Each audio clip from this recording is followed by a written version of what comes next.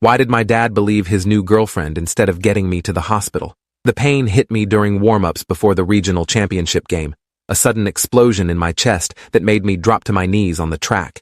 Coach Ramsey rushed over while my teammates formed a circle around me, and I tried to explain that something felt wrong inside my ribcage, like my heart was beating wrong, and my lungs couldn't fill properly. The pain radiated down my left arm in waves that made my vision blur, and when I tried to stand, my legs wouldn't support my weight. Coach pulled out his phone to call an ambulance, but Dad appeared from the bleachers with his new girlfriend, Vanessa, and she immediately started talking about how teenage athletes always got nervous before big competitions. She knelt beside me in her expensive athleisure wear and explained in this calm, authoritative voice that she'd been a nursing student before switching majors and knew the signs of a panic attack when she saw one. Dad hesitated with his hand on Coach Ramsey's shoulder and asked if maybe we should just give me a few minutes to calm down and see if the symptoms passed. I managed to gasp out that this wasn't anxiety, that the pain was getting worse and spreading through my chest like something was tearing inside me. Coach Ramsey argued that we needed to call 911 immediately because chest pain in a 17-year-old athlete could indicate serious cardiac problems, and waiting even a few minutes could be dangerous. Vanessa stood up and put her hand on Dad's arm, speaking in that soothing tone she always used when she wanted him to agree with her, saying that ambulances cost thousands of dollars and caused unnecessary panic. She reminded Dad that I'd been under a lot of stress preparing for this competition, that I'd been training obsessively for months, and that young athletes often experienced psychosomatic symptoms when facing high-pressure situations. Dad looked between me, writhing on the track, and Vanessa's confident expression, and I watched him actually consider her argument while my teammates stared in disbelief. The fact that he was weighing the cost of an ambulance against my ability to breathe properly made something crack in my chest that had nothing to do with the physical pain. Vanessa suggested they could drive me home to rest and see if the symptoms improved, saying that if it was really serious, the pain wouldn't go away, and they could reassess then. She explained that her roommate in college had experienced similar episodes during finals week and had been diagnosed with stress-induced chest pain that resolved with rest and breathing exercises. Coach Ramsey looked at Dad with an expression of pure disbelief and said that he couldn't legally prevent them from taking me, but that he was documenting this decision and would be filing a report with the athletic department. My teammate Derek pulled out his phone and started recording, saying loudly that he wanted evidence of what was happening in case something went wrong. Vanessa glared at him and told him to put his phone away, that he was being dramatic and making the situation worse by creating a scene. Dad agreed with her and told Derek to stop filming, then helped me to my feet while I clutched my chest and tried to explain that the pain was intensifying and I needed real medical attention. The walk to Dad's car in the parking lot took forever because I kept having to stop and lean against him, unable to catch my breath properly. Vanessa got in the passenger seat and immediately started searching on her phone for stress management techniques, reading aloud about deep breathing exercises and progressive muscle relaxation. Dad started the engine and pulled out of the parking lot while I lay across the back seat, curled into a fetal position with both arms wrapped around my chest. The pain had evolved from sharp stabbing sensations into a crushing pressure that made me feel like my ribcage was collapsing inward, and I could feel my heartbeat becoming irregular, skipping beats, and then racing to catch up. I tried to tell Dad that something was seriously wrong, that this felt nothing like anxiety, but Vanessa turned around and explained that panic attacks often felt like heart attacks, and that the more I focused on the symptoms, the worse they would become. She coached me through breathing exercises that made the pain spike with each attempted deep breath, and when I cried out, she said I was hyperventilating and making everything worse. Dad kept driving toward home instead of toward the hospital, following Vanessa's directions to stay calm and avoid overreacting to what she insisted was a stress response. My vision started tunneling, the edges going dark and sparkly, like I was looking through a shrinking hole. I could hear my voice getting weaker as I begged them to turn around and go to the emergency room, but Vanessa just kept talking in that maddeningly calm tone about how catastrophizing symptoms was a common feature of anxiety disorders. She told Dad that taking me to the ER would just reinforce my belief that something was physically wrong and create a pattern of seeking medical attention for psychological issues. Dad agreed that he didn't want me developing hypochondriac tendencies, and they discussed my supposed anxiety as if I wasn't dying in the back seat behind them. The crushing sensation in my chest intensified until I couldn't speak anymore, could only make small, gasping sounds that they apparently interpreted as hyperventilation rather than genuine respiratory distress. Vanessa suggested that once we got home, she could make chamomile tea, and we could practice mindfulness meditation, and Dad said that sounded like a good plan, that maybe this was a wake-up call about how much pressure I'd been putting on myself with athletics. We pulled into our driveway, and Dad came around to help me out of the car. But when I tried to stand, my legs buckled completely, and I collapsed onto the concrete. The impact sent a fresh wave of agony through my chest, and I vomited onto the driveway, my vision going completely white for several seconds. Vanessa made a disgusted sound and stepped back to avoid getting anything on her expensive sneakers, while Dad tried to lift me by my arms. My body felt like it weighed 1,000 pounds and nothing was responding correctly, and when Dad finally got me upright, I could feel my consciousness slipping away in waves. They half dragged, half carried me into the house and laid me on the couch in the living room, where I immediately curled back into that fetal position, struggling to breathe through what felt like broken glass in my lungs. Vanessa disappeared into the kitchen to make her tea, while Dad sat on the coffee table and told me to take slow, deep breaths and try to relax. The irony of being told to relax while potentially dying would have been funny if I'd had enough oxygen to laugh. The pain reached a crescendo that made me scream, a raw sound that finally seemed to penetrate Dad's denial. He pulled out his phone and started dialing 911, but Vanessa rushed back from the kitchen and grabbed his wrist, saying we needed to give the relaxation techniques time to work. She explained that calling an ambulance now would result in thousands of dollars in medical bills for what was clearly a panic attack, and that emergency rooms were notorious for running expensive tests on young people with anxiety symptoms. Dad lowered his phone and looked at me with this conflicted expression, like he was calculating the cost of my life against his bank account balance. I tried to tell him that I was dying, that something had ruptured or torn inside me, but the words came out as incomprehensible gasping sounds. Vanessa knelt beside the couch and felt my forehead, pronouncing that I didn't have a fever and that my color was fine, completely ignoring the gray pallor that had apparently taken over my skin. She told Dad that I was being manipulative, using physical symptoms to get attention and avoid taking responsibility for my anxiety. My little sister Autumn came downstairs and froze when she saw me on the couch, immediately asking what was wrong and why nobody was calling for help. She was only 14 but had taken a first aid course at school, and she recognized that my symptoms indicated a medical emergency. Vanessa intercepted her before she could reach me and explained in that condescending tone that I was having a panic attack and needed calm, quiet support rather than people reinforcing my catastrophic thinking. Autumn argued that I looked like I was dying and that her first aid instructor had specifically taught them that chest pain in young people should always be treated as an emergency until proven otherwise. Vanessa dismissed her concerns by saying that first aid courses taught people to overreact to every symptom, and that real medical experience like her, nursing school background, provided better judgment. Autumn pulled out her own phone and started calling 911, but Dad took it from her and told her to go back upstairs, that Vanessa knew what she was doing, and he trusted her assessment. The look Autumn gave him before she ran upstairs contained a mixture of disgust and disbelief that I felt echoing in my own fading consciousness. The crushing pain in my chest suddenly intensified to a level I didn't know was possible, and I felt something fundamentally wrong happen inside my body, like a cable snapping under too much tension. My vision went completely dark, and I could hear Dad and Vanessa's voices getting distant and distorted, and the last thing I remember thinking was that my father had chosen to believe his girlfriend of 8 months over the evidence that I was dying right in front of him.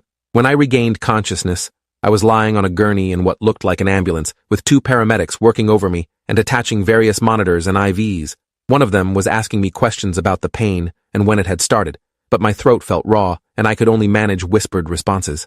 The other paramedic was on the radio giving information to the hospital, and I heard him say something about suspected aortic dissection and that we were coming in hot with lights and sirens.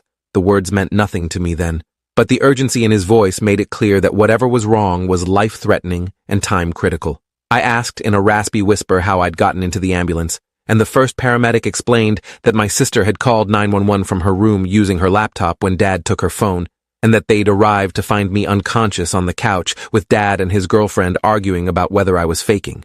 He said that if Autumn hadn't called when she did, I probably wouldn't have survived another 30 minutes, and that the delay in getting care had already put me in critical condition. The ambulance hit a bump that sent lightning bolts of pain through my chest, and I must have cried out because the paramedic immediately adjusted something on the IV line and told me he was giving me more pain medication. The ride seemed to take both forever and no time at all, and then we were pulling into an ambulance bay, and I was being rushed through automatic doors into a blindingly bright emergency room. Medical personnel in scrubs descended on me from all directions, cutting off my track uniform and attaching electrode stickers all over my chest and abdomen. Someone kept asking me to rate my pain on a scale of 1 to 10, and I kept saying 11, 12, infinity, trying to communicate that this was beyond any scale they could measure. A doctor appeared and introduced herself as Dr. Felicity Okafor, explaining that they were going to do an emergency CT scan because they suspected something called an aortic dissection. She asked if I understood what that meant, and I shook my head, barely able to focus through the pain and fear. Dr. Okafor explained quickly that the aorta was the main artery carrying blood from the heart to the rest of the body, and that a dissection meant the inner layer of the artery had torn, allowing blood to flow between the layers and potentially causing the artery to rupture completely. She said that in someone my age, this was extremely rare and usually indicated an underlying genetic condition that nobody had known about. The word rupture made my stomach drop, because even through the haze of pain medication, I understood that rupture meant death. Dr. Okafor squeezed my shoulder and said they had one of the best cardiac surgery teams in the region and that they were going to do everything possible to save my life, but that I needed to understand how serious this was. She needed to know if my father was here to sign consent forms, and I managed to tell her that he'd been the one who refused to call 911 in the first place.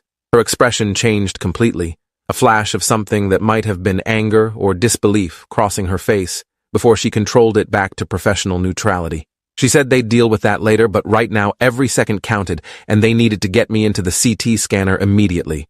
2 orderlies unlocked the gurney wheels and started pushing me down a hallway at nearly a run, with Dr. Okafor jogging alongside giving orders to various staff members. We entered a room with a massive white machine, and they transferred me onto the scanning table, telling me I needed to stay absolutely still even though the movement made me want to scream. A technician explained that the contrast dye they'd injected might make me feel warm or like I was wetting myself. But that was normal and I shouldn't panic.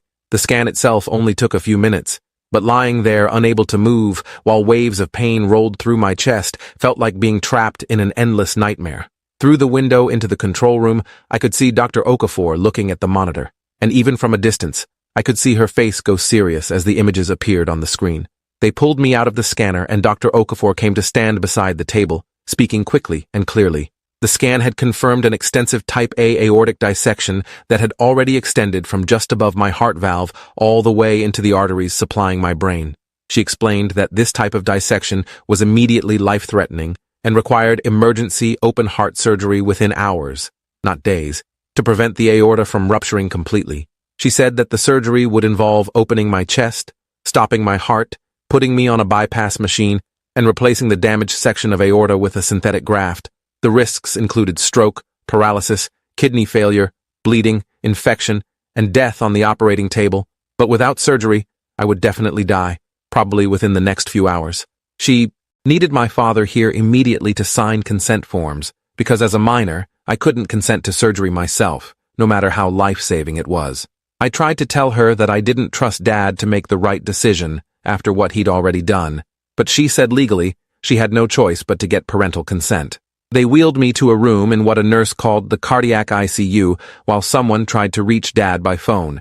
I could hear parts of the conversation from the hallway, with Dr. Okafor speaking in clipped, professional tones about the severity of my condition and the immediate need for surgical intervention. When Dad finally arrived 45 minutes later, he looked shaken and scared, but Vanessa was still with him, and I felt a surge of anger that cut through the pain medication fog.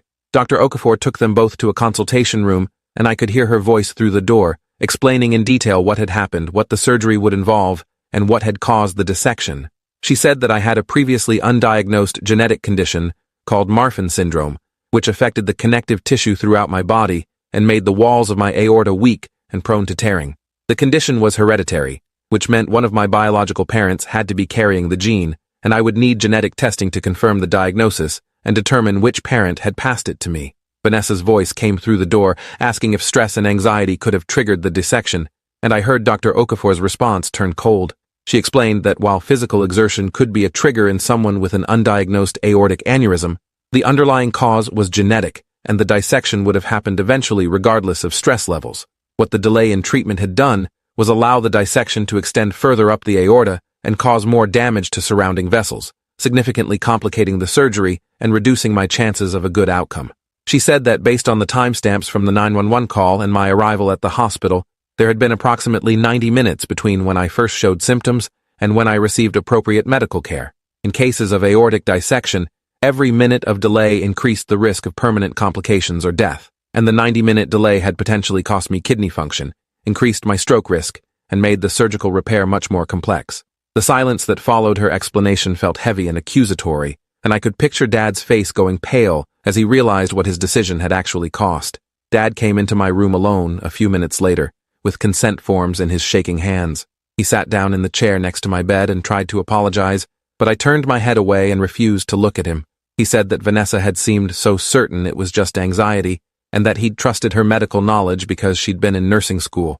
I pointed out that she'd dropped out of nursing school after one semester and had no actual medical credentials, but that he'd believed her over me, over Coach Ramsey who'd wanted to call 911 immediately, and over his own daughter who was literally dying on his couch. Dad started crying and saying he'd made a terrible mistake, that he hadn't understood how serious it was. But I cut him off and told him that he'd had multiple people telling him it was serious and he'd chosen Vanessa's convenient narrative instead. The hurt look on his face would have made me feel guilty before all this, but now I just felt empty and betrayed. I asked him where Vanessa was, and he said she was in the waiting room, and I told him that if he let her anywhere near me before or after surgery, I would refuse to sign any future medical documents when I turned 18, and he could deal with the consequences. Dr. Okafor returned with a cardiac surgeon named Dr. Rashid Kumar, who explained the surgical procedure in detail, while Dad signed form after form. Dr. Kumar said they'd be replacing my ascending aorta and aortic arch with a Dacron graft, which meant cutting out the damaged section and sewing in a synthetic tube to replace it. The surgery would take between 6 and 8 hours and would require stopping my heart and cooling my body temperature to protect my brain while they worked on the vessels supplying it. He explained the risks again, emphasizing that my age worked in my favor, but the extent of the dissection and the delay in treatment worked against me. When Dad asked about recovery time, Dr. Kumar said that if everything went perfectly, I'd spend at least a week in the ICU, several more weeks in the hospital, and months in cardiac rehabilitation. I'd never be able to participate in competitive athletics again because the stress on my cardiovascular system could cause the graft to fail or create new dissections in other parts of my aorta. The words hit me like a physical blow because running track had been my entire identity, my college scholarship plan, my future. 2 surgical nurses came to prep me for the operating room, explaining each step as they shaved my chest and marked the incision site. One of them mentioned that she'd be in the OR with me the whole time and would make sure I was comfortable and safe. Autumn appeared in the doorway with tears streaming down her face, and the nurses let her come in for a few minutes to say goodbye. She hugged me carefully, avoiding the IV lines and monitors, and whispered that she was sorry she hadn't called 911 sooner, that she'd wasted time arguing with Dad and Vanessa when she should have just locked herself in her room and called immediately. I told her that she'd saved my life by calling at all, that if she hadn't been brave enough to defy Dad, I'd be dead right now. She made me promise I'd survive the surgery, and I said I'd try my hardest, but couldn't guarantee anything because this was out of my control now. Dad tried to hug me before they took me away, but I kept my arms at my sides and didn't return the embrace, and the wounded expression on his face told me he understood that something fundamental had broken between us that might never be repaired. They wheeled me through a series of doors into a surgical prep area where an anesthesiologist introduced himself as Dr. Leon Webb and explained that he'd be managing my anesthesia and vital signs throughout the procedure. He started adding medications to my IV while explaining that I'd go to sleep here in the prep area and wake up in the ICU, that I wouldn't remember anything from the surgery itself. A nurse held my hand and told me to count backwards from 100, and I got to maybe 93 before the world dissolved into chemical darkness. The nothingness lasted for what felt like both seconds and eternity, and then I was swimming up through layers of consciousness, trying to figure out why I couldn't breathe and why my chest felt like it had been crushed by a truck. I tried to reach for the thing in my throat, but my hands were restrained, and I started panicking and fighting against the restraints until voices cut through the confusion, telling me I was okay, that I was in the ICU, that I was still on a ventilator, but they'd remove the breathing tube soon. The pain was extraordinary despite whatever medications they were giving me, a deep, aching throb that radiated from my sternum through my entire torso. Dr. Kumar appeared above me and explained that the surgery had gone as well as could be expected given the circumstances. They'd successfully replaced my ascending aorta and aortic arch with a graft, and my heart was functioning on its own again without mechanical support. However, the dissection had caused more damage than the scans had shown, extending into some of the smaller vessels supplying my kidneys and intestines. My kidney function was currently impaired, and they were monitoring closely to see if it would recover or if I'd need dialysis. There was also some concern about reduced blood flow to my spinal cord during the period when my body had been cooled, and they'd be doing neurological assessments once the breathing tube came out to check for any deficits. The breathing tube was removed a few hours later in a process that felt like drowning in reverse, and my throat burned so badly I couldn't speak above a whisper. A nurse asked me to wiggle my toes, and I could feel them moving, but couldn't see them past the mountain of blankets. And she smiled, and said that was a good sign, that there didn't appear to be any spinal cord damage. Dad came to visit the next morning looking like he hadn't slept at all, with dark circles under his eyes and his clothes wrinkled like he'd been wearing them for days. He tried to sit in the chair next to my bed, but I told him in my raspy, post-intubation voice that I didn't want him here, that he'd lost the right to visit when he chose Vanessa's delusions over my life. He started crying and saying that he'd sent Vanessa home, that he'd realized she'd been manipulating him and clouding his judgment. I asked him how long it had taken him to realize that, and he admitted it had been when Dr. Okafor explained that the delay had nearly killed me, and that I'd probably need a lifetime of follow-up surgeries because of how extensively the dissection had damaged my aorta. The fact that it had taken a doctor spelling out the consequences for him to understand what he'd done made me feel sick. I told him that Autumn had understood immediately that I was dying, that Coach Ramsey had understood, that my teammates had understood, that everyone except him and his girlfriend had recognized a medical emergency when they saw one. Dad said that Vanessa had been so convincing, and I cut him off and said that I didn't care how convincing she was, that his responsibility was to his children, not to making his girlfriend happy. A social worker named Gregory Hartman came to interview me later that day about what had happened. He explained that the hospital was required to report cases where parents delayed necessary medical care for minors, and that my case was being reviewed for possible medical neglect. I walked him through everything from collapsing at the track meet to begging for help on the couch to waking up in the ambulance, and he took detailed notes while maintaining a carefully neutral expression. He asked if there had been other instances where Dad had prioritized Vanessa's opinions over my well-being, and I told him about the smaller incidents over the past 8 months, times when I'd been sick, and Vanessa had convinced Dad I was exaggerating, times when I'd needed something, and Vanessa had reframed it as me being demanding or manipulative, times when my needs had conflicted with Vanessa's plans, and Dad had sided with her. Gregory said he'd be interviewing Dad, Vanessa, Autumn, and Coach Ramsey as well, and that his findings would determine whether the case was referred to Child Protective Services. The thought of a CPS investigation felt both validating and terrifying, because it would confirm that what happened to me was wrong, but it might also mean Autumn would be caught up in the system. My kidneys started recovering after 3 days, which Dr. Kumar said was a relief because it meant I probably wouldn't need long-term dialysis.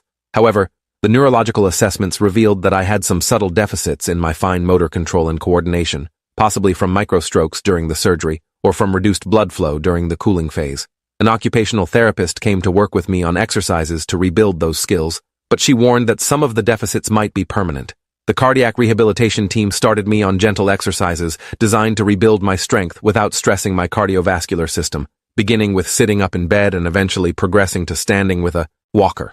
Each movement felt like trying to operate a body that no longer belonged to me, every breath reminding me that my chest had been cracked open and my heart had been stopped and restarted like a machine.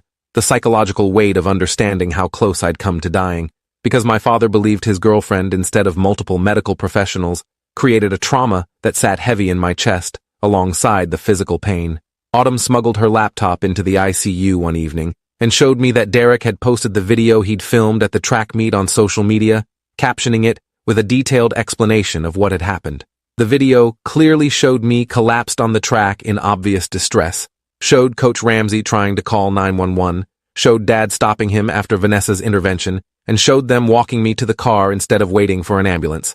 The comments section exploded with outrage, with hundreds of people calling Dad's decision criminally negligent and demanding he face consequences. Several people who identified as medical professionals explained what an aortic dissection was and why every second of delay increased the risk of death or permanent disability. Others shared their own stories of parents who'd dismissed serious medical symptoms, creating a thread of collective trauma around inadequate parental response to health emergencies. The video had been viewed over 100,000 times in just 3 days, and local news outlets had started picking up the story. Autumn said she'd been interviewed by 2 reporters who'd shown up at our house, and that she'd told them everything about Dad choosing Vanessa's opinion over my life. Coach Ramsey visited with a card signed by the entire track team and explained that he'd filed a formal complaint with both the athletic department and the school district about Dad's decision to refuse emergency medical care at the track meet. He said the athletic director had launched an investigation and was considering implementing new policies requiring parental consent forms that explicitly waived the school's liability if parents refused emergency medical treatment. The team had also voted to dedicate their next meet to me and were wearing ribbons with my race number in my honor. He told me that my spot on the team would be waiting for me if I ever recovered enough to run again, even though we both knew that was impossible now.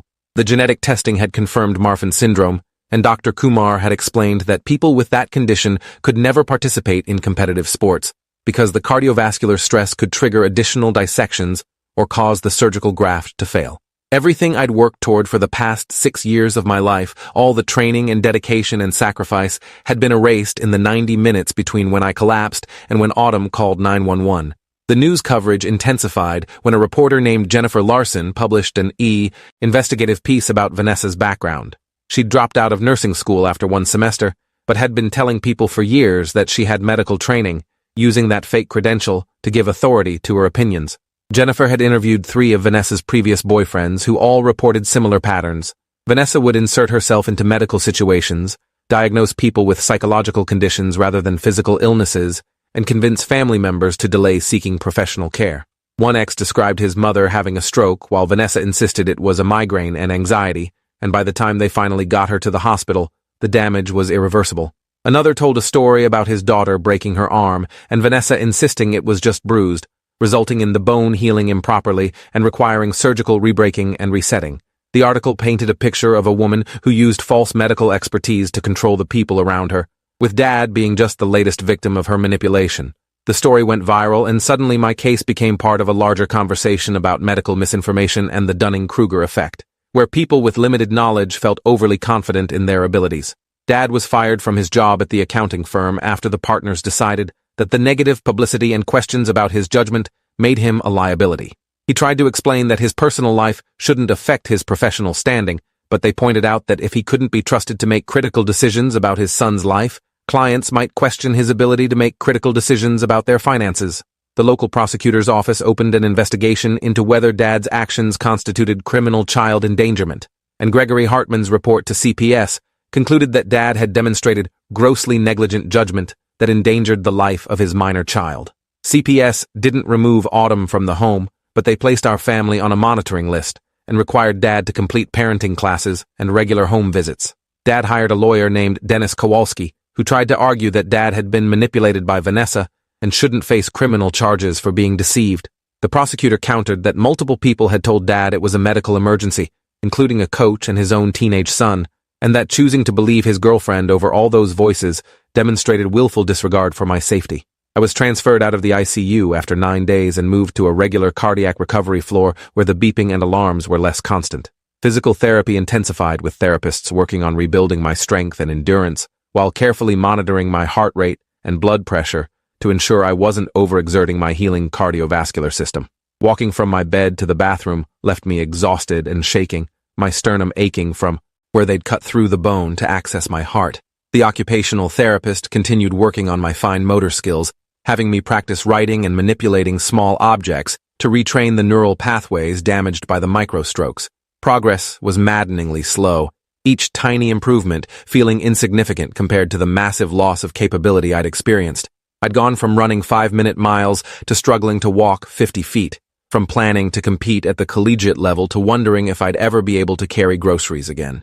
The grief for my lost future hit me in waves, usually late at night when the pain medication wore thin and I couldn't sleep. Vanessa's case became even more complicated when 2 more of her former partners came forward with stories of medical manipulation.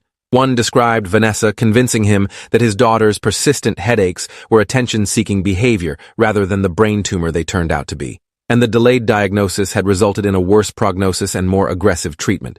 Another told about Vanessa insisting his elderly father's confusion was normal aging rather than a urinary tract infection, which had progressed to sepsis before proper treatment was sought. The pattern was undeniable. Vanessa systematically dismissed serious medical symptoms as psychological issues, delayed appropriate care, and used her fake nursing credentials to give weight to her dangerous advice. A prosecutor in the neighboring county opened an investigation into whether Vanessa could be charged with practicing medicine without a license, and the state medical board started reviewing whether there were grounds for action even though she'd never actually been licensed. Dad's lawyer tried to use these revelations to show that Dad had been manipulated by a predatory individual. But the prosecutor maintained that Dad was still responsible for his own choices regarding his minor child's welfare. The hospital social work department connected me with a therapist named Dr. Nina Fitzgerald, who specialized in medical trauma and family conflict. She helped me process the layers of betrayal and loss, the physical trauma of the dissection and surgery, the emotional trauma of Dad choosing Vanessa over me, the grief of losing my athletic identity and future plans, and the anger at having my life permanently altered by someone else's negligence. Dr. Fitzgerald explained that what I was experiencing was complex trauma because it involved betrayal by someone who should have protected me, and that rebuilding trust would be a long process that might never completely heal. She asked if I wanted to do family therapy sessions with Dad, and I said I wasn't ready yet, that I needed to focus on my own recovery before dealing with repairing that relationship. The relief on her face suggested she'd expected that answer and approved of me prioritizing my own needs over reconciliation. She gave me permission to be angry, to grieve, to feel whatever I felt, without pressure to forgive or move on before I was ready. Mom flew in from Oregon, where she'd moved after the divorce 5 years earlier. She walked into my hospital room and immediately started crying, apologizing for not being there when it happened, for not fighting harder for custody, for letting Dad have primary placement because it seemed easier at the time. I told her that none of this was her fault, that she couldn't have known Dad would let his girlfriend's fake medical opinions override emergency medical care. She sat with me for hours while I told her the whole story from beginning to end, and I watched her expression cycle through shock, disbelief, fury, and grief. She said she was filing an emergency custody modification based on Dad's demonstrated inability to make appropriate decisions about his children's welfare, and that she wanted both Autumn and me to come live with her in Oregon once I was healthy enough to travel. The thought of leaving my school and friends and teammates felt like another loss on top of all the others. But staying with Dad after what he'd done felt impossible. Mom met with Dennis Kowalski and made it clear that she wouldn't be satisfied with parenting classes and monitoring, that Dad needed to face real consequences for nearly killing me. The genetic testing revealed that I'd inherited the Marfan syndrome gene from Dad, which meant he had the condition too, but had never been diagnosed because his symptoms were milder. Dr. Kumar explained that Dad needed to be evaluated by a cardiologist immediately, because people with Marfan syndrome could develop aortic aneurysms at any age, and the condition was progressive. The irony that Dad had an undiagnosed genetic condition that could kill him, just like it had nearly killed me, felt like cosmic justice. Dr. Kumar reached out to Dad's primary care physician and strongly recommended a cardiac workup, including echocardiogram and CT angiography, to check for aortic dilation. Autumn also needed to be tested to determine if she'd inherited the gene, because if she had Marfan syndrome, she'd need regular cardiac monitoring to catch any problems before they became life-threatening.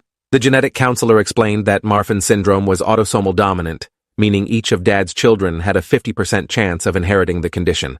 The fact that Dad had unknowingly passed a potentially lethal genetic condition to his children and then refused to get one of them emergency medical care when that condition manifested created a layer of tragic irony that was hard to process. I was discharged from the hospital after 17 days with a medication list that filled an entire page. Beta blockers to reduce the stress on my aorta, pain medications for the surgical recovery, blood thinners to prevent clots, and medications to protect my kidneys. Mom had rented an apartment near the hospital so I could attend follow-up appointments and cardiac rehab sessions without having to travel far. Dad tried to argue about the custody arrangement, but his lawyer quietly advised him that fighting it would look terrible given the circumstances, and that he should accept the modification gracefully. The apartment was small but comfortable, and Mom had already set up one bedroom with a hospital bed she'd rented and all the medical equipment I'd need. Autumn came to stay with us immediately, bringing 2 suitcases of her belongings and telling Dad she didn't feel safe living with someone who'd ignored a medical emergency. The look on Dad's face when she said that was devastating, but she held firm, and he didn't fight her decision. Watching my 14-year-old sister have to choose between her parents because Dad had demonstrated such catastrophically poor judgment felt like another crime on top of all the others. Cardiac rehab started 2 days after discharge with gentle exercises designed to rebuild my cardiovascular fitness without stressing my healing aorta. The therapist, a woman named Patricia Chen, who immediately told me to call her Trish, explained that we'd be starting with 5-minute sessions of slow walking and gradually building up over months to more intense activity. She emphasized that I'd never be able to return to competitive running, that the stress on my cardiovascular system from high-intensity athletics could cause the graft to fail or trigger new dissections in other parts of my aorta. Each session felt like both progress and loss. Progress because I was getting stronger and more capable. Loss because I was building toward a ceiling far below what I used to be able to do.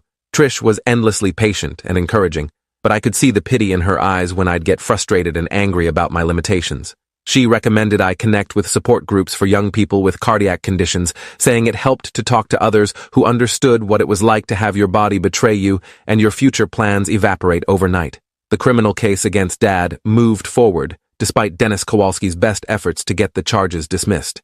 The prosecutor charged him with reckless endangerment of a child, arguing that Dad's decision to ignore clear signs of a medical emergency and delay appropriate care for 90 minutes constituted criminal negligence. The evidence was overwhelming. Derek's video showing the collapse and Dad's refusal to call 911, testimony from Coach Ramsey about the obvious distress I was in, paramedic reports documenting my critical condition upon their arrival, and medical records proving that the delay had worsened my outcome and reduced my chances of full recovery. Dad's defense rested on the argument that he'd been manipulated by Vanessa and genuinely believed I was having a panic attack. But the prosecutor countered that multiple people had told him it was serious and that choosing to believe his girlfriend over everyone else demonstrated willful disregard rather than honest mistake. The preliminary hearing resulted in the case being bound over for trial, with the judge noting that there was sufficient evidence for a jury to find that Dad's actions had endangered my life. Vanessa was charged separately with practicing medicine without a license after the investigation uncovered at least 7 incidents where she'd given medical advice that led to delayed treatment and worse outcomes. The prosecutor argued that her pattern of behavior demonstrated a consistent practice of diagnosing conditions and recommending treatment despite having no credentials or training beyond 1 semester of nursing school. Her lawyer tried to claim that she'd been offering friendly advice rather than practicing medicine, but the specific nature of her pronouncements, the terminology she used, and her invocation of her supposed nursing background all supported the prosecution's case. The victims from her previous relationships testified about the harm her fake expertise had caused, and the cumulative weight of the evidence painted a picture of someone who'd been systematically endangering people for years. The judge set her bail high enough that she couldn't immediately pay it, and she spent 2 weeks in jail before a bail bondsman agreed to post the bond, in exchange for her putting up her car as collateral. Autumn's genetic testing came back positive for Marfan syndrome, which meant she needed to start regular cardiac monitoring immediately. Dr. Kumar arranged for her to be evaluated by a pediatric cardiologist, who found that she already had mild aortic dilation, not enough to require surgery yet, but significant enough that she needed echocardiograms every 6 months to track any progression. The cardiologist put her on beta blockers and told her she couldn't participate in high-intensity sports, which devastated her because she'd been planning to try out for the volleyball team. Mom sat with her while she cried about losing opportunities before she'd even had a chance to try them, and I understood exactly how she felt, because that had been my experience too. The genetic counselor explained that with regular monitoring and medication, many people with Marfan syndrome lived normal lifespans, but the knowledge that we both carried this time bomb in our cardiovascular systems created a bond between us and a shared resentment toward Dad for passing it on unknowingly. Dad's own cardiac evaluation revealed moderate aortic dilation that would require surgery within the next few years, meaning he'd eventually experience a fraction of what he'd put me through. The media attention evolved from local news coverage to national interest after a medical ethics professor at a nearby university wrote an op-ed about my case for a major newspaper. She used my story as an example of the dangers of medical misinformation and the Dunning-Kruger effect, where people with minimal knowledge felt overly confident in their understanding of complex medical issues. The article discussed how social media and fake expertise had created an environment where parents felt empowered to override professional medical judgment based on internet research or advice from unqualified individuals. My case became a cautionary tale taught in emergency medicine and medical ethics courses, an example of what happens when laypeople substitute their judgment for professional medical assessment in time-critical situations. The professor reached out through the hospital to ask if she could interview me for a follow-up piece, and after discussing it with Mom and Dr. Fitzgerald, I agreed, because I wanted my experience to prevent similar situations for other teenagers. The interview was emotionally exhausting, walking through every detail of that day and its aftermath, but the professor treated my story with respect and gravity. Dad's trial began 4 months after my dissection, and I had to testify about what happened that day at the track meet and afterward at home. The courtroom felt surreal, with Dad sitting at the defense table looking smaller and older than I remembered, and a jury of 12 strangers deciding whether his actions constituted criminal behavior. I walked through the timeline for the prosecution, the chest pain during warm-ups, Coach Ramsey trying to call 911, Vanessa's intervention and claims about panic attacks, the drive home instead of to the hospital, lying on the couch begging for help while they made tea and told me to relax, the 90 minutes of worsening symptoms before Autumn finally called 911 from her room. The prosecutor asked me to describe the pain and fear I'd experienced, and I told them about feeling like my chest was tearing apart from the inside, about watching my father weigh the cost of an ambulance against my life, about understanding that I was dying while the people who should have protected me debated whether I was being dramatic. The jury looked horrified, and I could see several of them glancing at Dad with expressions that ranged from anger to disbelief. Dennis Kowalski cross-examined me, trying to establish that I'd seemed anxious and that Dad had reasonable grounds to believe Vanessa's assessment. He asked if I'd been under stress from training and competition pressure, if I'd experienced anxiety before big meets, if there was any way Dad could have known this was different from other times I'd felt nervous. I answered honestly that yes, I'd been stressed and nervous before, but that I'd never experienced anything remotely like the pain of an aortic dissection, and that I'd clearly communicated how different and severe this was. He asked if Vanessa had seemed confident and knowledgeable, and I said yes, but that Dad had other sources of information beyond Vanessa, including a coach with first aid training and his own son desperately begging for emergency medical care. The cross-examination felt like being forced to defend the legitimacy of my own suffering, to prove that I'd been really sick enough to warrant immediate attention. After an hour of questioning, the judge called a recess, and I went into the hallway and threw up in a bathroom, the stress and recalled trauma overwhelming my carefully maintained composure. Coach Ramsey testified about trying to call 911 and being stopped by Dad after Vanessa's intervention, describing my obvious distress and the inappropriate dismissal of clear warning signs. The paramedics testified about finding me unconscious on the couch with critically low blood pressure, and Dad arguing with Vanessa about whether I was faking. Dr. Kumar testified about the extensive aortic dissection, the emergency surgery, the complications from the delay in treatment, and the permanent limitations I'd face for the rest of my life. He explained in technical detail how every minute of delay had increased the risk of death or disability, and how the 90-minute gap between symptom onset and receiving appropriate care had been catastrophic. Jennifer Larson, the reporter who'd investigated Vanessa's background, testified about the pattern of medical manipulation she'd uncovered, providing context for why Vanessa's advice had been so dangerous and why Dad should have questioned her confidence. The prosecution built a comprehensive case that Dad had ignored multiple red flags and trusted the opinion of an unqualified person over clear evidence of a medical emergency, resulting in life-threatening consequences for his minor child. The defense called Vanessa as a witness, which surprised everyone because she was facing her own criminal charges. She testified that she genuinely believed I was having a panic attack based on her nursing school training and experience with anxiety disorders. Under cross-examination, the prosecutor forced her to admit that she'd only completed one semester of nursing school, that she'd failed her anatomy and physiology course, and that she'd never received training in emergency medical assessment. He presented evidence of her pattern of misdiagnosing serious conditions as psychological issues and asked her to explain why she'd been so confident in her assessment, despite multiple people disagreeing with her.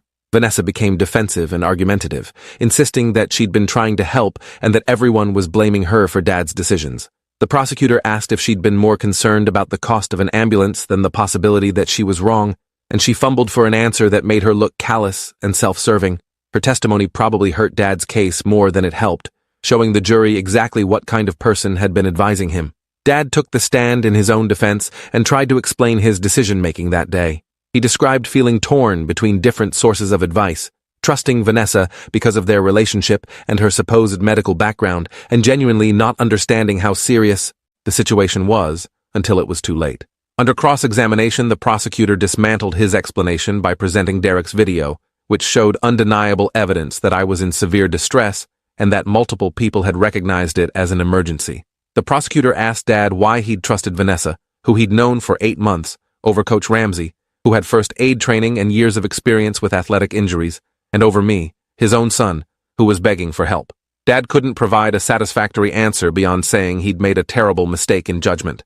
The prosecutor asked if the cost of the ambulance had factored into his decision, and Dad hesitated just long enough before denying it that the jury could see the truth. The final question was devastating in its simplicity. If you had to make the same decision today, with the knowledge that your son nearly died and will be disabled for life because of that 90-minute delay, would you make the same choice? Dad broke down crying and said no, and the prosecutor rested his case. The jury deliberated for less than 4 hours before returning a guilty verdict on the charge of reckless endangerment of a child. Dad sat with his head in his hands while the verdict was read, and I felt a complicated mixture of relief and grief watching him comprehend that his choices had criminal consequences. The judge scheduled sentencing for 3 weeks later and remanded Dad to custody pending the sentencing hearing, which meant he was immediately taken into jail. Autumn started crying when the bailiff led Dad away in handcuffs, and Mom put her arm around her while I sat frozen in my seat, trying to process that my father was going to prison because he'd chosen his girlfriend's opinion over my life. The local news covered the verdict extensively, with legal experts discussing the precedent it might set for parental responsibility in medical emergencies. Some commentators argued that the verdict was too harsh, that Dad had made an honest mistake under pressure from a manipulative partner, while others insisted that parents had a basic obligation to prioritize their children's welfare over relationship dynamics and financial concerns. Vanessa's trial happened 2 months later, and I didn't attend, not wanting to relive the trauma again or see her face. Mom went and reported back that Vanessa had been found guilty of practicing medicine without a license and received a 2-year prison sentence plus 5 years of probation. The judge in her case had been particularly harsh, noting that her pattern of behavior showed deliberate exploitation of people's trust and that her fake expertise had endangered multiple people over several years. Vanessa's lawyer filed an appeal immediately, but the conviction stood and she began serving her sentence at a women's correctional facility 3 hours away. I felt no satisfaction in her imprisonment, just a tired sort of acknowledgement that at least there had been consequences for her actions.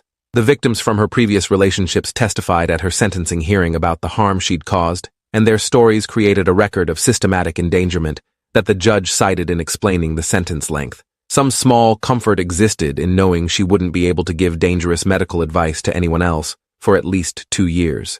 Dad's sentencing hearing felt more emotionally complex, because despite everything, he was still my father, and I couldn't completely separate my anger at his actions from the grief of losing him to his own bad choices.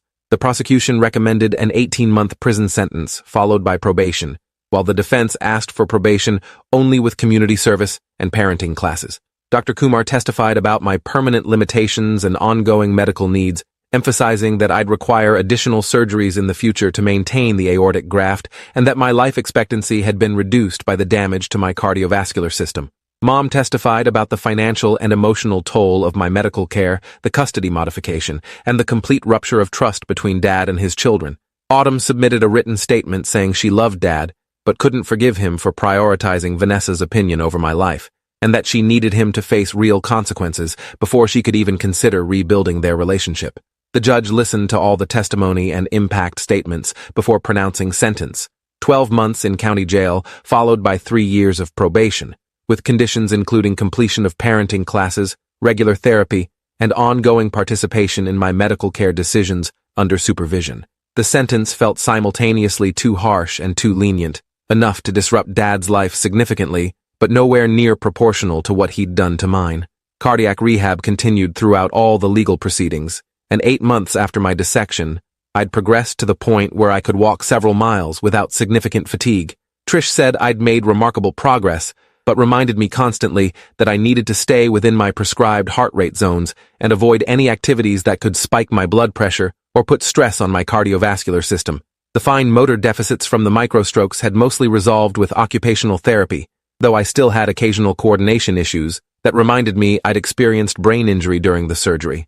The psychological scars ran deeper than the physical ones, manifesting as hypervigilance about my body's signals and panic attacks when I experienced any chest discomfort. Dr. Fitzgerald helped me develop coping strategies for the anxiety, but she acknowledged that having experienced a dissection made it impossible to completely trust my body again. Every twinge, every unusual sensation triggered the memory of that day and the fear that it was happening again. The cardiologist explained that I had a slightly elevated risk of future dissections and would need cardiac imaging every 6 months for the rest of my life to monitor for new problems. College plans had to be completely revised now that competitive athletics were off the table. The scholarship offers I'd received for track were withdrawn once schools learned about my condition and permanent limitations, which meant figuring out how to pay for college without the athletic scholarship I'd been counting on. Mom helped me apply for academic scholarships and financial aid, and I ended up accepting a spot at a state university near her home in Oregon, where I could study biology with the eventual goal of medical school. The irony of wanting to become a doctor after my own medical trauma wasn't lost on me, But Dr. Kumar said I'd bring a valuable perspective to medicine, having experienced both catastrophic illness and the consequences of delayed treatment. Autumn would be starting high school in Oregon too, and while neither of us was happy about leaving our friends and familiar environment, staying anywhere near Dad felt impossible given everything that had happened. We visited him twice in jail during his sentence, strained conversations where he tried to apologize, and we struggled to figure out what forgiveness might look like when the damage was so permanent. The Marfan syndrome diagnosis meant regular appointments with multiple specialists, cardiology for my aorta, ophthalmology because Marfan affected the eyes, orthopedics for joint issues common with the condition. I became a regular patient at several different clinics, learning to advocate for myself and ask detailed questions about treatment options and risks. The genetic counselor connected me with a support group for young adults with Marfan syndrome, and hearing other people's stories of dissections and surgeries and permanent limitations helped me feel less alone in the experience. One woman described losing her athletic scholarship and having to completely reinvent her identity, and her story mirrored mine so closely that I cried during the entire meeting. The group became a place where I could be honest about the grief and anger without having to protect anyone's feelings or worry about being judged for not having moved on yet. They understood that chronic illness and lifelong limitations weren't things you got over, but things you learned to carry while building whatever life was possible within the constraints. Dad was released from jail after serving 10 months with good behavior, and he moved to a small apartment near Mom's place in Oregon to be closer to Autumn and me. The conditions of his probation included supervised visitation only, meaning a social worker had to be present during any contact with his minor child, and he had to participate in family therapy sessions if we agreed to them. Autumn and I met with Dr. Fitzgerald to discuss whether we wanted to engage in that process, and she emphasized that we had no obligation to forgive or reconcile if we didn't want to, that our healing didn't require repairing the relationship with Dad. I decided to try family therapy because I wanted answers to questions that still haunted me. Why he'd valued Vanessa's opinion more than my life, what had made him so susceptible to her manipulation, whether he understood the permanence of what his choice had cost me. Autumn chose not to participate yet, saying she needed more time before she could sit in a room with Dad and hear his explanations without rage overwhelming her. The family therapy sessions were brutal and honest in ways that normal family conversations never allowed.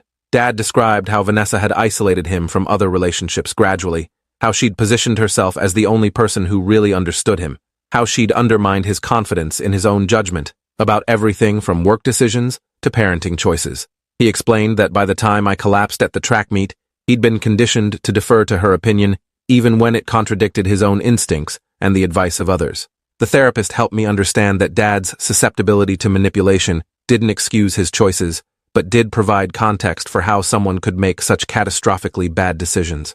I asked him directly if saving money on an ambulance had been part of his calculation, and he admitted after a long pause that Vanessa had been pressuring him about finances and that the cost had been somewhere in his mind, even though he didn't want to acknowledge it. Hearing him admit that financial considerations had played any role in letting me nearly die made me want to leave the session, but the therapist guided us through the rage toward something more productive. Physical recovery plateaued around the 1-year mark, with Trish explaining that I'd probably reached my maximum cardiac capacity and shouldn't expect significant additional improvement. I could walk and do gentle exercise but would never run again, never participate in competitive sports, never push my body to its limits without risking another dissection or graft failure. The loss of that physical capability felt like grief that never quite resolved, showing up unexpectedly when I saw people running in the park or when my former teammates posted photos from track meets. Dr. Fitzgerald helped me work through the identity crisis of no longer being an athlete after that had defined me for so many years, helping me understand that I could build a new identity that incorporated my medical experience without being consumed by it. Some days, I believed her, and some days, I felt like I was just going through the motions of being a functioning person while internally grieving everything I'd lost. College started with accommodations from the Disability Services Office, priority registration so I could schedule classes close together and minimize walking, permission to audio record lectures in case fatigue affected my concentration, and flexibility for medical appointments that couldn't be rescheduled. My biology professors were generally understanding when I explained that I'd experienced an aortic dissection and had ongoing cardiac limitations, and several went out of their way to ensure I had the support I needed to succeed academically. I met other students with chronic illnesses and disabilities, and finding a community of people who understood what it meant to navigate college while managing significant health issues made the experience less isolating. One friend had juvenile arthritis that limited her mobility, Another had type 1 diabetes with serious complications, and together we formed a study group that accommodated everyone's medical needs and created space for discussing the emotional toll of being chronically ill in our late teens and early 20s. Autumn came to a family therapy session after 6 months of Dad attending alone with me, and her anger was fresh and raw compared to my tired resignation. She told Dad that he'd failed both of his children by choosing a woman he barely knew over the safety of his son, and that her positive Marfan diagnosis meant she'd spend her whole life dealing with the consequences of his genetic legacy and his terrible judgment. Dad took the criticism without defending himself, accepting responsibility in a way that felt genuine rather than performative. Autumn said she wasn't ready to forgive, but was willing to keep showing up to therapy to see if trust could eventually be rebuilt. And the therapist said that was more than enough for now. The sessions became less about relitigating what happened, and more about figuring out how to have some kind of relationship despite the permanent damage, acknowledging that we'd never be a normal family, but might eventually find a new configuration that worked for everyone. 2 years after the dissection, I had my first follow-up surgery to adjust the synthetic graft because imaging showed early signs of deterioration at one of the connection points. Dr. Kumar explained that this was expected and that I'd likely need similar surgeries every 5 to 7 years for the rest of my life to maintain the graft and monitor for new problems in other parts of my aorta. The surgery was less extensive than the original emergency procedure, but still required opening my chest again and replacing the worn section of the graft. The recovery was shorter this time, and I was back to my baseline activity level within 6 weeks, but the experience reinforced that my cardiovascular system would never be truly stable, that I'd always be one imaging result away from another surgery. The psychological toll of living with that uncertainty was sometimes harder than the physical limitations, the knowledge that my body contained this permanent weakness that could fail catastrophically at any time, despite careful monitoring and treatment. Dad completed his probation and started rebuilding his life slowly, getting a job as a bookkeeper at a small business that didn't care about his criminal record. He attended every one of my medical appointments he was allowed to, sitting quietly in waiting rooms and asking questions about my care that showed he was trying to understand what I was experiencing. The supervised visitation requirements eventually ended as the social workers determined he'd completed his mandated programs and demonstrated consistent, appropriate judgment. Autumn started spending occasional weekends with him, and they worked on repairing their relationship through shared activities that didn't require talking about the past. I maintained careful boundaries, seeing Dad regularly, but never quite letting him back into the inner circle of trust. Dr. Fitzgerald said that was healthy self-protection rather than vindictiveness, that I had no obligation to fully reconcile just because time had passed and Dad had served his sentence. The media attention gradually faded as new stories emerged, but my case remained a reference point in discussions about medical misinformation and parental responsibility. The medical ethics professor who'd written about me published a book that included a chapter analyzing my case and its broader implications, and she sent me a signed copy with a note thanking me for being willing to share my story. Reading about my experience in academic terms felt surreal, like she was analyzing someone else's tragedy rather than the event that had permanently altered my life's trajectory. The university where I was studying used my case in their medical ethics curriculum, and one of my biology professors asked if I'd be willing to speak to a medical school class about the patient experience of catastrophic illness and delayed treatment. Standing in front of future doctors and describing what it felt like to be dismissed and nearly die while begging for help was terrifying and cathartic, and several students came up afterward to say my talk had changed how they thought about trusting patients and taking symptoms seriously. Life became something other than what I'd planned, but not exactly tragic either, just different in ways that required constant adjustment and acceptance. I graduated college with honors and got accepted to medical school with the goal of becoming a cardiologist, specializing in genetic cardiac conditions. Dr. Kumar wrote one of my recommendation letters and told me I'd bring invaluable perspective to the field, having experienced both sides of the patient-physician relationship in such dramatic circumstances. Autumn finished high school and decided to study public health, interested in health communication and preventing the kind of medical misinformation that had nearly killed me. We stayed close despite the trauma that bound us, our shared genetic condition and family dysfunction creating a bond that transcended typical sibling relationships. Dad remained a peripheral figure in our lives, someone we saw regularly but never fully trusted again. The relationship permanently changed by those 90 minutes when he chose wrong. The scars on my chest faded to silver lines that marked where they'd cracked me open to save my life. And on difficult days, I'd trace them and remember that survival was its own kind of victory even when it came with permanent costs. Dr. Fitzgerald said healing wasn't about returning to who I'd been before, but about building something new from the pieces that remained, and most days I managed that even when the grief and anger still surfaced unexpectedly. Some betrayals left permanent marks regardless of consequences or apologies, and learning to live with that reality while still finding meaning and purpose became the challenge that defined my early adulthood. The fact that my father believed his girlfriend instead of getting me to the hospital would always be the defining trauma of my life, but it didn't have to be the only story worth telling about who I became afterward. Thanks for watching till the end. Make sure to subscribe and like to not miss the next story.